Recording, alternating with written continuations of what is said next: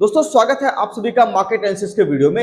आज का जो वीडियो है दोस्तों, ये एक हिस्टोरिकल वीडियो होने वाला है। क्यों होने वाला है? क्योंकि यहाँ पे कुछ ऐसे पॉइंट्स की चर्चा मैं यहाँ पे करने वाला हूँ जिसके ऊपर आप मार्केट के अगले 6 महीने का यहाँ पे व्यू बना सकते हो। प्रॉपर तरीके से अगर आपने वर्क किया ना, आज जितनी भी बात आपको यहाँ पे बताई जाएगी वहां से आप अच्छा खासा प्रॉफिट बना करके ही निकलोगे और एक बढ़िया प्रॉफिट आपके हाथ लगने वाला है। तो उसको तो हम लोग चर्चा करेंगे, लेकिन उससे पहले अगर आप चैनल पर नए हो, चैनल को सब्सक्राइब कर लीजिए। एक बात और, जो भी व्यक्ति शेयर मार्केट सीखना चाहते हैं, नीचे दिए गए नंबर पे आप कॉल करिएगा, आपको हमारी टीम सारी जानकारी देगी कैसे आप बेसिक से लेकर के एडवांस तक क्लास को ज्वाइन करके चीजों को सीख सकते हैं अच्छे तरीके से, बिल्कुल जीरो से एडवांस लेवल। तो इस वीडियो की शुरुआत हम लोग करते हैं एक न्यूज से। सबसे पहले इस न्यूज को थोड़ा समझिएगा।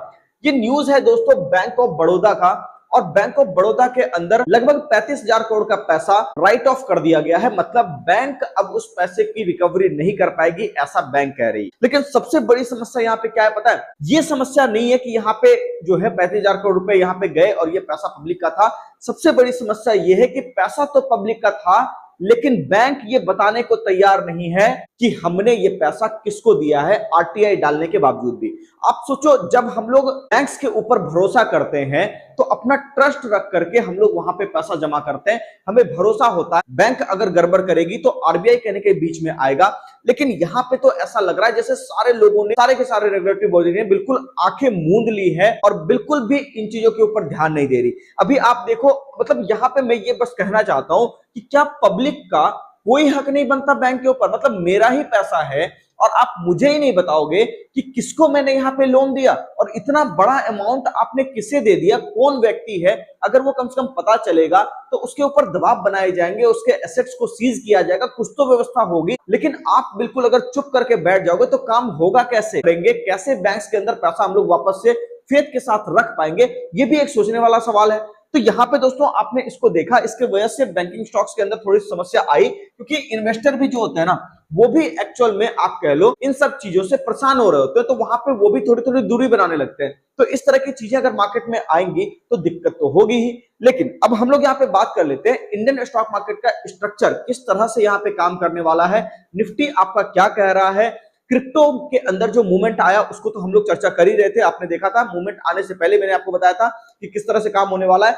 आज भी यहाँ पे कुछ बड़ा होने वाला है दोस्तों, थोड़ा ध्यान से समझिएगा चीजों को। देखिए निफ्टी के स्ट्रक्चर को अगर हम लोग देखें तो यहाँ पे मल्टीपल सपोर्ट एरिया आपको यहाँ पे मैंने ड्रॉ करके रखे हुए हैं, और अगर आप ध्यान से देखोगे तो एक सबसे पहले मैं इंपॉर्टेंट यहाँ पे आपको बात बताना चाहता हूँ कि दिसंबर के अंदर मैंने एक वीडियो बना करके आपको बताया था कि इंडियन मार्केट बहुत तेजी से क्रैश करेगा, लगभग 4 से 6 महीने। आज उस बात को लगभग 8 महीने हो चुके हैं और मार्केट यहाँ पे एक साइडवेज जोन को प्ले कर रहा है। लेकिन एक सबसे इंपॉर्टेंट बात यह है दोस्तों यहाँ पे कि आप देख सकते हो कि इसका जो अपर एरिया है, मार्केट ने एक बार इसको रिक्लेम किया था। मतलब इस एरिया पे एक बार, मतलब आज से 2-3 हफ्ते पहले इसने ट्राई करा था कि मैं इसके ऊपर निकल जाऊं, लेकिन निकल नहीं पाया। लेकिन इंपॉर्टेंट बात यह है कि पिछला वाला जो सपोर्ट एरिया है, मार्केट उसको काट भी नहीं रहा, और यहाँ पे आप देख लो एक अच्छा खासा हैमर के जैसा कैंडल, यानी कि एक बुलिश कैंडल यहाँ पे आपको बना करके दे रहा है। अब सबसे इंपॉर्टेंट चीज ये है दोस्तों कि अगर आने वाले 2-3 हफ्तों के अंदर आपको ये दिखे कि पिछले 2 हफ्ते का हाई जो है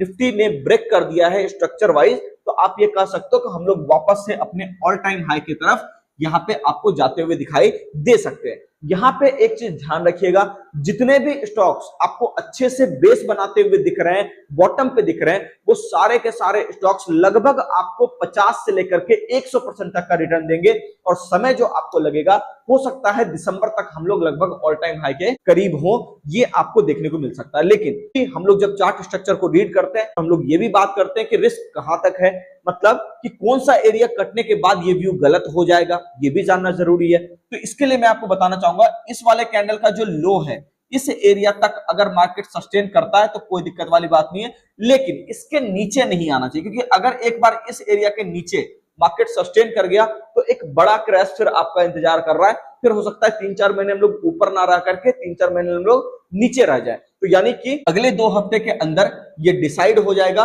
कि मार्केट को क्या करना है, और उसके हिसाब से मार्केट मूवमेंट लेने का प्लान करेगा। तो यहाँ पे एक चीज मैं आपसे कहूंगा कि अगर हम लोग इस एरिया के ऊपर निकल जाए तो इसके अंदर गलती से भी आप यहाँ पे शॉर्ट पोजीशन बनाने के लिए मत जाइएगा, नहीं तो आपको बहुत तगड़ा वाला लॉस हो सकता है, क्योंकि मार्केट इतने समय से जो है ना न्यूज को पचा रहा है। आप देख रहे हो बार बार बुरी खबरें आ रही है, लेकिन मार्केट नया लो नहीं लगा रहा। तो इसका मतलब यह है कि मार्केट के मन में कुछ है ऐसा जो कि अभी हम लोगों को नहीं पता है ना, और उसके हिसाब से मार्केट हो सकता है अगर ऊपर की तरफ निकला तो एक बड़ी वन वे रैली आपको यहाँ पे देखने को मिलेगी इंडियन मार्केट के अंदर ही, ठीक उसी तरह से जैसे मैंने आपको क्रिप्टो के अंदर बताया था और बिटकॉइन के अंदर आपने देखा कि एक अच्छी खासी वन वे रैली आपको वहां पे दिखाई दी। बाकी इसको बिल्कुल ध्यान रखिएगा, क्योंकि अगला 4 से 6 महीना इन्हीं लेवल्स के हिसाब से मार्केट चलने वाला है। बाकी वीडियो कैसा लगता है कमेंट सेक्शन में जरूर बताइएगा, नए हैं चैनल को फॉलो करके जाइएगा।